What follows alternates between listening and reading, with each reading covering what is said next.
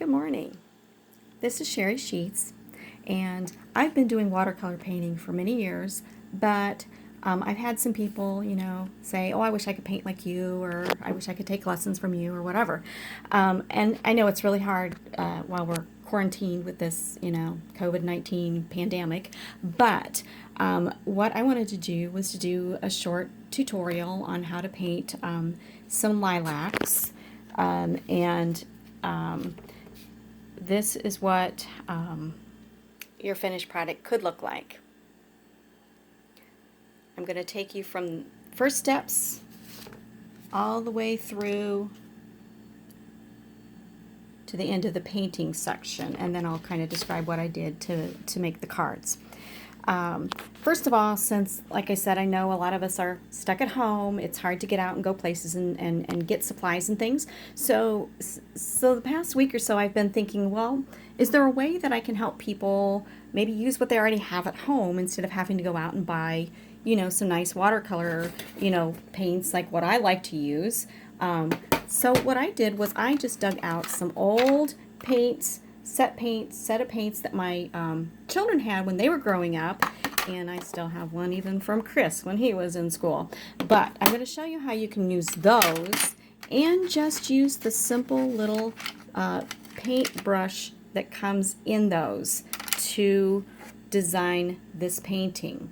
Okay, so first of all, I use watercolor paints or watercolor paints and watercolor paper. But if you don't have any watercolor paper, I tried doing a painting just on cardstock. So if you have simple cardstock at home, you could even use that. Now I cut mine up into smaller pieces. I generally start with a piece that's about 8.5 by 11, but you can cut it up into pieces, or if you want a nice border around it, you can divide it into sections with masking tape, okay? And that will give you the nice border when you're finished painting. Today I'm just going to do one that does not have a border, and I will show you. I'm going to put my phone up on the tripod so you can see what I'm painting now.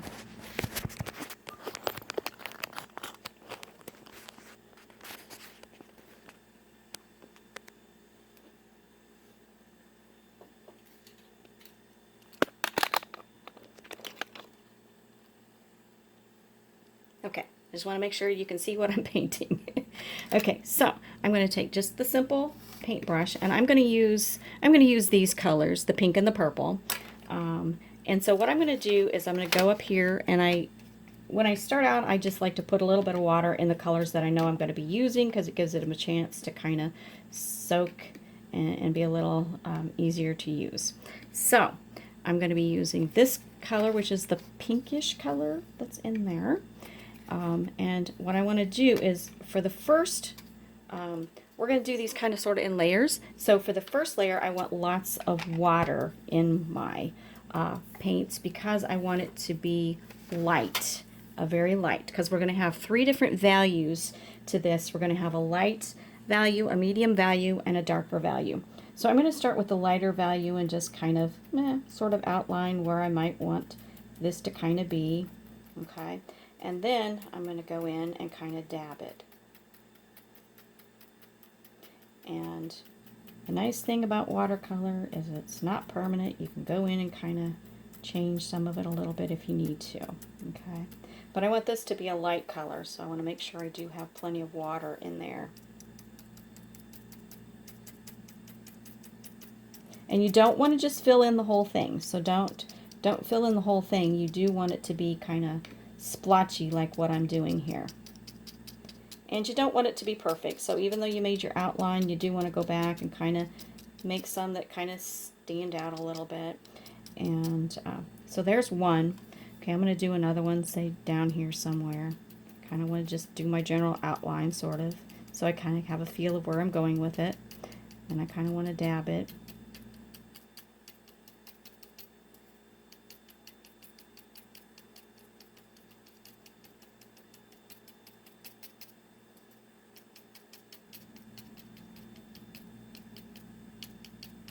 And I can always kind of change it a little bit later if it's not exactly looking the way I want it to look, but that's okay for now. Okay, the next color I'm going to do, you notice, is a purple. But I do not have a purple in the set that I'm using. So what I'm going to do is I'm going to make purple. So I'm going to use, again, this pinkish color that's in there, okay? And I'm just doing it right here because it doesn't really matter. They're kind of the same family, using the same colors. Whoops. And so it's okay if you kind of mix them a little. So what I'm going to do then is I'm going to add a little bit of blue. Now if it's way too much blue and it looks too blue, go back and add some more of the pink color until you get it to be a purple color. And that's a pretty purple. So now I want to make sure I have plenty of water in it because I want this one to be a light value as well. So I'm going to kind of just someplace over here, and it's still pretty dark, so I'm going to add a little more water up there. But that's okay because it doesn't matter as long as I have some light values in there as well. And there again, just kind of splotch it on. Don't fill in all of the spots, but leave some white. Let's see, and I want to make it a little bigger, so I'm going to come out here. And they're kind of, you know, not perfect shaped, so just kind of splotch it. And that might be pretty good for the lighter layer. Okay, once I have the lighter layer on, some of it dries pretty fast, and you can go back and some of it will blend, and I really like the blended look, but to make it quick, I'm going to go ahead, and I have one that's already painted the lighter color so that I can show you how to add the middle value. Okay, so what I want to do is, let's say I'm going to start with this pink one here. I want more color this time and less water. So make sure I have a lot more color but less water. And then I'm going to go in and I'm going to kind of splotch that one too, different places. And there again, you don't want to splotch every single space because you do want some of those light values to show through. And you can always go back through if it's not, you know, doesn't look good or whatever. If you want to add more to it later, you can.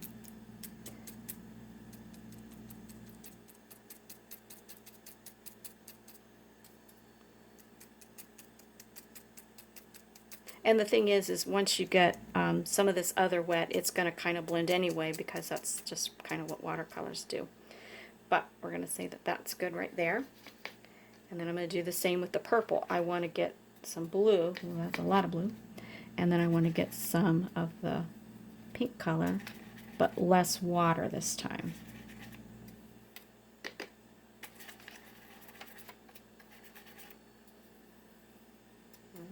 Well, that might be okay. Okay. And then, yeah, there we go. And it's really dark, but that's okay because watercolors have a tendency to dry lighter. So it's going to be lighter when it dries anyways.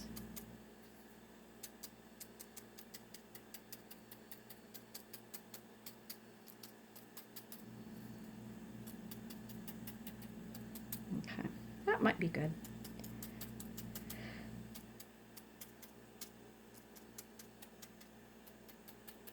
You don't want it to look like you just went and put dots on it, so you do want to make sure you kind of splotch it out. Okay, so I'm going to stop there. Okay, so that's with my light values and my sort of medium values. I have another one that's almost dry that I did to show you how I got the even darker colors.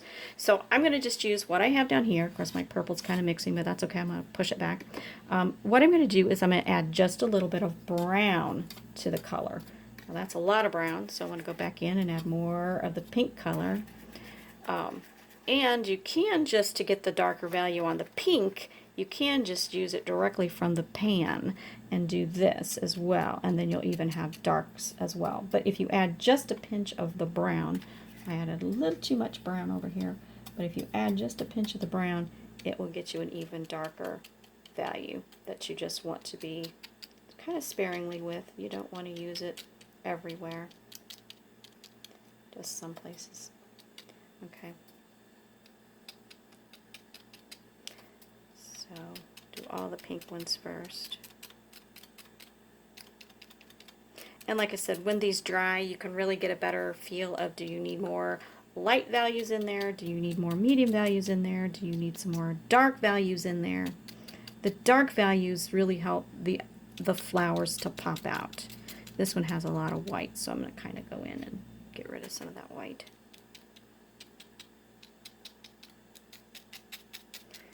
Okay. Okay, so now the purple, obviously I can't just do it directly from the pan because I don't have that color. So I have to really make sure I don't have a lot of water in it, but just use the paints. Whoops, I don't want any more blue, probably. A little bit more of that. And then if I add just a pinch of brown, it makes it even a little bit darker, but just barely a little bit of brown. Otherwise the brown overwhelms it. And then you'll put your dark values on with this as well. And that's how you can get the different... don't add black to it. If you add black to it, it's going to make it really muddy. So you don't want to do that.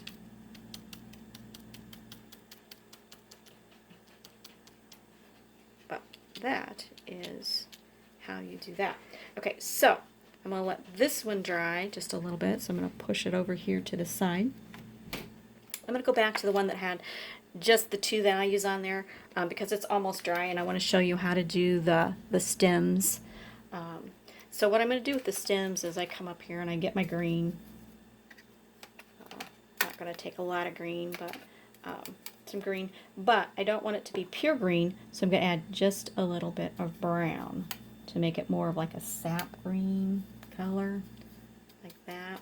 Basement door. So then I'll come down and I'll do my stems.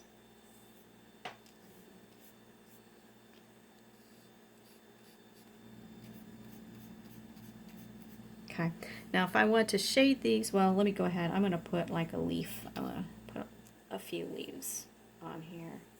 So just kind of dab those in. Let's say we have a leaf up here. And maybe even one down here. Okay, and then if you want to get some more dark in there, do the same. Make sure you have the green with not as much water, and then just a little bit of brown. That might be a little too much brown. You can also, another thing that I like to do is add just a drop of blue in there as well, and that really makes it pretty as well. But like for shading up here close to where it would be dark,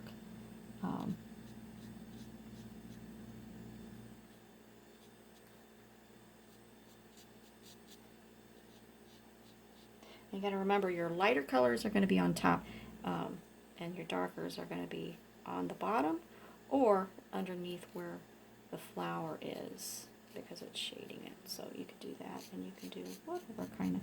And I do like to do this. I like to usually wait till the green is dry, because then you can get a lot more details in it. But that's how you would do your leaves. Like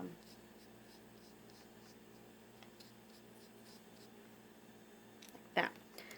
Let's see. I don't know if this one's quite dry enough, the one that we just worked on with the 3 different values, but we can go in and do that as well. And do that. The less water you have, the more it's like drawing, which I prefer to do because it's easier to get your darker shades in there. Except for sometimes it just doesn't want to flow enough to make it go. But also, when you have, when these are dry, they do have little green stems in here, different places, so you might see a few green spots, you know, where the stems are.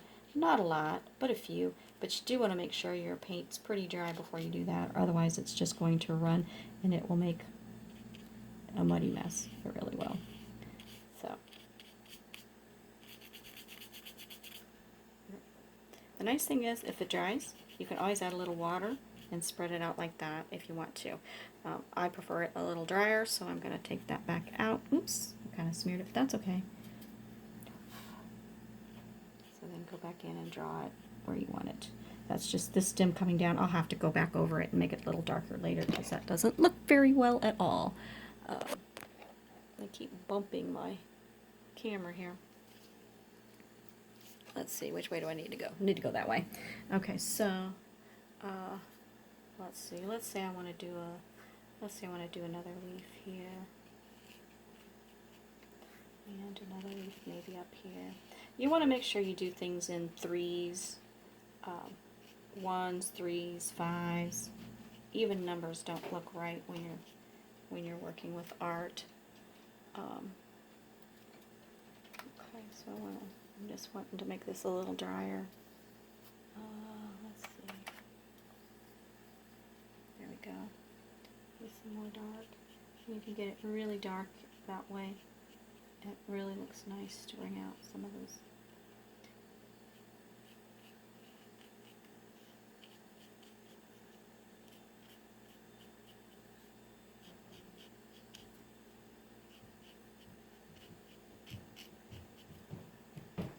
Okay, now the last step that I do on these to paint them is I make sure I have plenty of water in whatever leftover paints I have up here, and I get a little bit of color, and then I splash some dots. It just kind of gives the background, you don't have to, but it just kind of gives the background a little bit of color. Let's see how I just do that on my finger, so I get a little bit. Do as many dots or as few as you want. I just think it kind of adds to the picture a little bit. But and like I said, when it dries, if you notice that you want more darks in there, you can put more darks in there. But that is how I do this lilac painting. Like I said, you don't have to have watercolor paper. You can use it cardstock. If you want a nice frame, you can tape it down to maybe a piece of cardboard or something. So just have it taped off like that.